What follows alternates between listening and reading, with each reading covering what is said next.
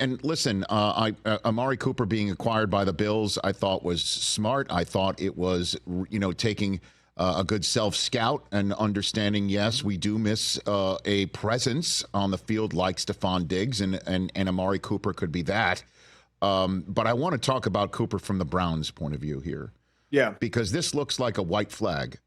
Right, like that clearly this quarterback isn't the same Deshaun Watson. That's as obvious as the plain as day. Everyone in the league is talking about it. Every single scout, every single person that I talk to is wondering, why in the world is Jameis Winston not even getting a sniff of a snap there?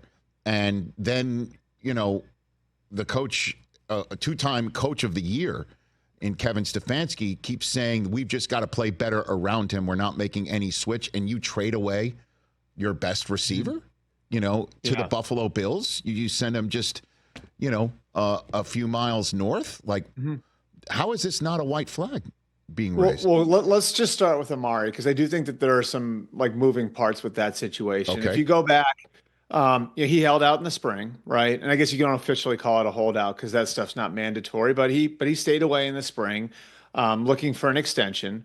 They came to a compromise at the beginning of training camp, which is one reason why he's so cheap now, because they renegotiated, turned a bunch of his money into a signing bonus, gave him a raise, and now his base salary is the minimum, which is what made him attractive to Buffalo, because they don't have very much cap space. And one of the reasons why they were able to get a third-round pick. So after they do that with Amari in July, then all of a sudden the pursuit of Brandon Ayuk heats up. And all of a sudden now Amari Cooper's name is part of a potential trade package going to San Francisco for Brandon Ayuk. And oh, by the way, the contract part of it, they were willing to give Brandon Ayuk a top of the market receiver contract, more than Amari Cooper was making, the kind of contract that Amari Cooper was pursuing. And you can say that Amari Cooper is older and isn't a long-term answer as number one, and that's all true. But if you're Amari Cooper and you see that, that's going to make you a little sideways, isn't it? All right, well, wait a minute. I just was looking for this the whole offseason. I came to a compromise with them. Then I'm being discussed in a potential trade package, and the guy coming in is going to get the contract I wanted, So I think all of that played into the decision to move Amari Cooper when they did. Now, that said, I know other teams are going to look at this and say, let's make phone calls. Is Myles Garrett available? Is Denzel Ward available? So that's what's going to be interesting about this, from here on, from here until November 5th, is how do the Browns handle those phone calls, right? Because those phone calls now will come. Again, doesn't mean they're shopping Myles Garrett. Doesn't mean they're shopping Denzel Ward or Jedrick Wills or Jack Conklin or any of the other pieces on their team that would be valuable to somebody else. But those calls will come. And it's an interesting situation that puts them in with their ability to evaluate Deshaun Watson too over the course of the rest of the year. But what's to evaluate anymore, Albert? Yeah. To be honest with you, that's the thing. It's I think if it weren't for the contract, he would probably be sitting right now. I'm just saying that's just my opinion. Okay, no one told me that, but I think if it weren't for the contract, he would probably be. They would probably be on the verge of making a change right now. The problem is they owe him $46 million in 25, fully guaranteed. They owe him $46 million in 26, fully guaranteed. And after this year, I'm just talking about in those 2 years, there is $172.77 million in cap charges that they've got to deal with. I mean, that is, we've talked about being in cap jail. This is cap execution. You know what I mean? This is, I don't know how you would deal with that. So I think the contract compels them to do everything they possibly can to make it work. And, there's part of this, just knowing some people that have worked with him in the past. How hard are they being on him? Are they telling him the truth? Are they getting after him? Are they coaching him hard? I think those are all questions that are necessary now. If you're talking about how do you salvage this, then you've got to pull every lever.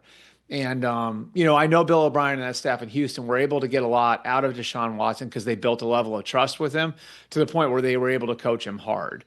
And they had a different person back then because it was pre all of the off-field stuff, right? But if you're talking about finding a way to get the most out of Deshaun Watson, I think, it's sitting down with him and going through some hard truths. And the hard truth right now is, again, if this was just based on performance, I don't know why you wouldn't go to Jameis Winston and at least give that a shot. Well, then let's really brass tacks it here, Albert. And again, I don't know how much comfortable you are, but let's just throw it out there because I'll tell you what I hear too. The fact that Flacco's not there. The fact that the offense that Stefanski was running with Flacco and how it's different this year. The fact that they don't run the quarterback as much as he used to have that part of his game.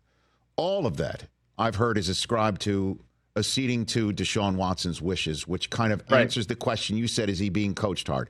And the problem with being coached hard is that lays it at the feet of a two-time defending or the actual defending coach of the year who is excellent at what he does. He's excellent at what he does, which makes you think there's a code red from somewhere else here. Yeah. And so, that's what I'm wondering. How is this fixable? And then Cooper gets sent away, like he gets sent somewhere else. That's kind of weird. There'll be a coil there, right? And the coil, I think that that's the hard thing is like how exactly do you fix this, and how do you get?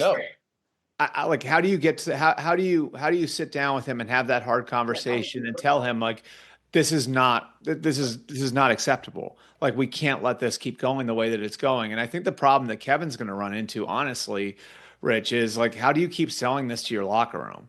Your locker room doesn't care about his contract. What was that? Your locker room doesn't care about the cap implications in 25 and 26. Your locker room doesn't care about your 3-year plan at the position or anything else. Your locker room cares about what is happening right now.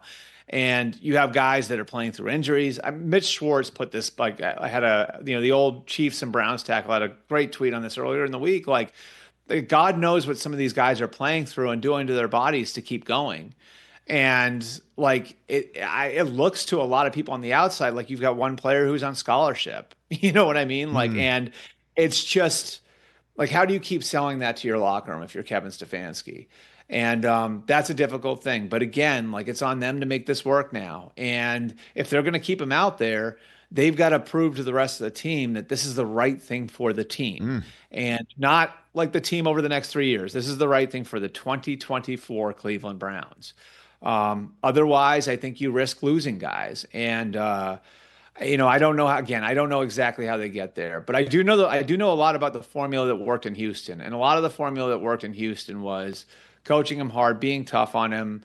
And he really responded back then. I mean, it remains to be seen whether he'd respond the same way in Cleveland. Well, the formula in Cleveland also involves Nick Chubb, who thankfully it does appear he's coming back, which is a great story. And I hope that does lead to better times for the Browns. Catch the Rich Eisen Show every single day on the Roku Channel, 12 to 3 Eastern for free.